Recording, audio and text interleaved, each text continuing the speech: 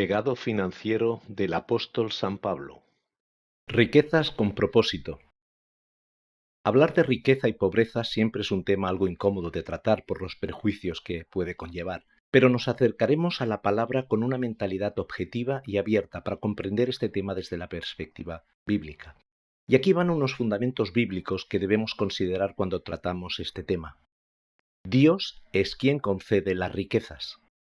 Además, a quien Dios le concede abundancia y riquezas, también le concede comer de ellas y tomar su parte y disfrutar de sus afanes, pues esto es don de Dios. Dios tiene propósito con las riquezas. Mas acuérdate del Señor tu Dios, porque Él es el que te da poder para hacer riquezas, a fin de confirmar su pacto, el cual juró a tus padres como en este día. Si bien las riquezas las gestionamos nosotros, es Dios quien permite que las poseamos y además tiene un propósito con ello. ¿Cómo se mide la riqueza? Vamos primeramente a ver la definición de persona rica. Según la RAE, cuando se refiere a un individuo se define como que tiene mucho dinero o muchos bienes. Y cuando se refiere a un país, que tiene muchos recursos y un buen nivel económico en oposición a los países pobres. Solo un dato. La mayoría de la población española se considera que está en la franja de personas ricas, ya que nuestro ingreso es superior a la media. Según Global Wealth Report 2023, una persona que tenga un patrimonio superior a $10.000 tendría una riqueza superior a la que tiene el 52% de la población mundial. Aunque no lo creamos, somos ricos cuando nos comparamos con más de la mitad de la población de la Tierra. Según datos de la World Inequality Database, si ingresas más de 20.500 euros brutos anuales, estás en la mitad rica de España. Ya vemos que existen varios parámetros para medir a quién puede atribuirse que está en el selecto grupo de los ricos. Yo lo definiría así: una persona que vive en salud financiera, es decir, que tenga un salario por encima del salario mínimo, un buen control de los gastos, tenga capacidad de ahorro o inversión, que no tenga deudas o las que tenga no pongan en riesgo su patrimonio y además sea generoso, podemos definirla como una persona rica. Luego tenemos a esa selecta élite de millonarios, multimillonarios o billonarios. ¿Son buenas las riquezas?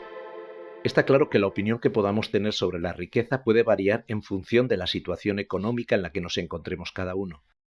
Desde que tengo uso de razón, he oído en la comunidad cristiana opiniones sobre las riquezas o los ricos, y en una gran mayoría eran opiniones desfavorables, aunque dependía mucho del nivel de ingresos de los que expresaban sus opiniones.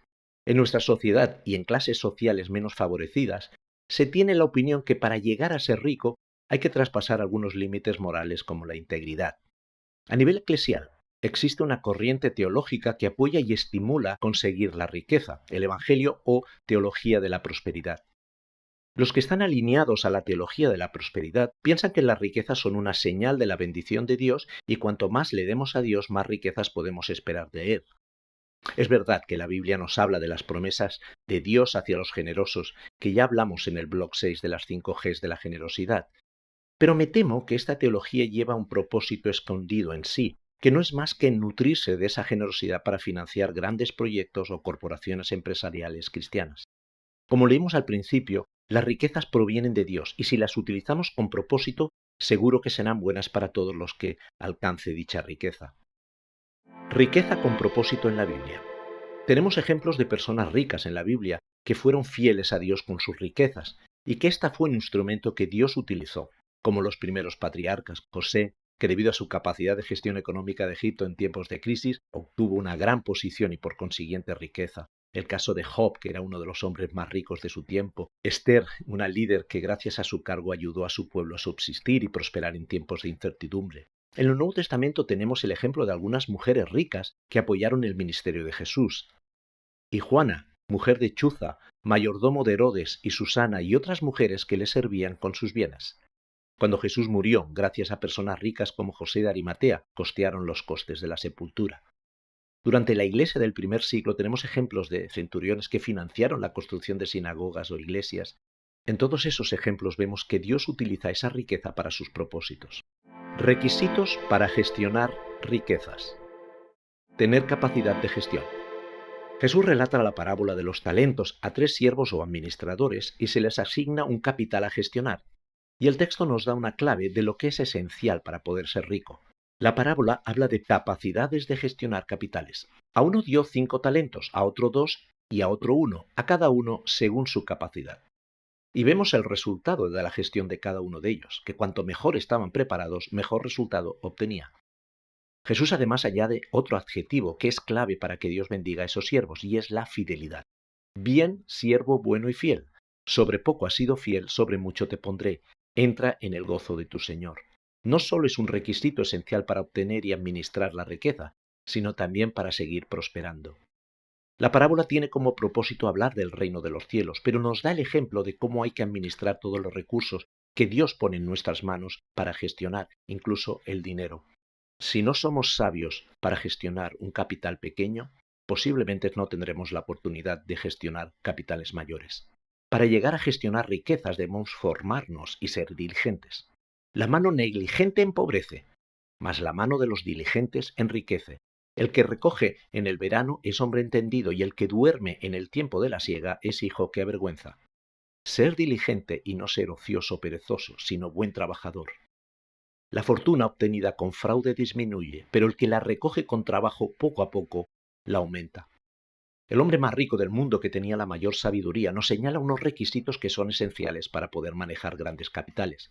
Destaco que estos consejos se realizaron después de un fracaso ético y espiritual, y por lo cual Salomón, fruto de su fracaso, nos dejó este legado para ser victoriosos y estar alineados a la voluntad de Dios.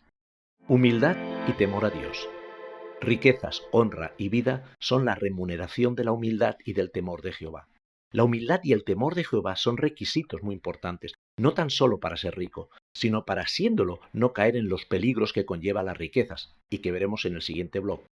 Gozar de la bendición de Dios. La bendición de Yahvé es la que enriquece, y el afán nada puede añadirle.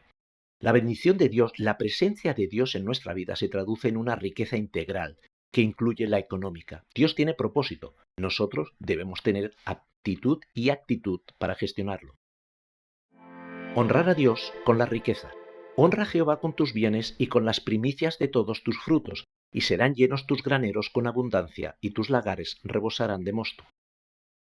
Las riquezas no deberían ser un obstáculo para honrar a Dios, sino que deberían ser un motivo de honra a Dios. Y no me refiero a un motivo de gratitud, que seguro lo es, sino que a través de la gestión de la riqueza podemos honrar a Dios y sea visible para los demás. Y eso tiene que ver con ser generoso. A Jehová presta el que da al pobre, y el bien que ha hecho se lo volverá a pagar.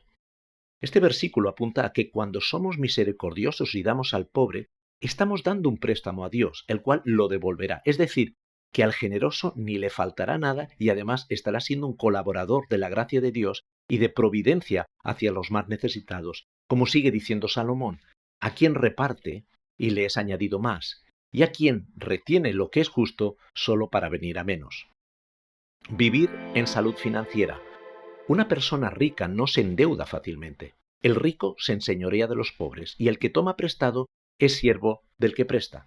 Está basado en la promesa que Dios hizo a su pueblo durante el exilio, cuando dijo: El Señor te concederá abundancia de bienes, multiplicará tus hijos, tu ganado y tus cosechas en la tierra que a tus antepasados juró que le daría. El Señor abrirá los cielos, su generoso tesoro, para derramar a su tiempo la lluvia sobre la tierra y para bendecir todo el trabajo de tus manos. Tú le prestarás a muchas naciones, pero no tomarás prestado de nadie. Las riquezas no llueven del cielo arbitrariamente, sino que, como hemos visto, Dios tiene propósito con ello, y para gestionarlo debemos ser personas que tengan unos requisitos apropiados para que el Señor pueda reconocer que somos: bien, siervo bueno y fiel, sobre poco has sido fiel, sobre mucho te pondré, entra en el gozo de tu Señor.